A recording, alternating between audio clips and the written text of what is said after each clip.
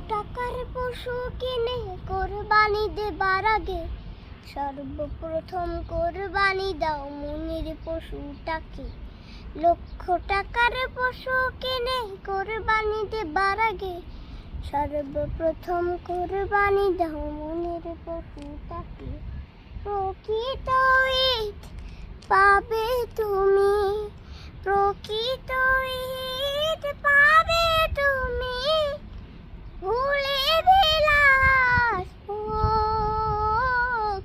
Eid Mobarak, Eid Mobarak, Eid Mobarak, Eid Mobarak, Eid Mobarak, Eid Mobarak, Eid Mobarak, Eid Mobarak, Eid Mobarak, Eid Mobarak, Eid Mobarak, Eid Mobarak.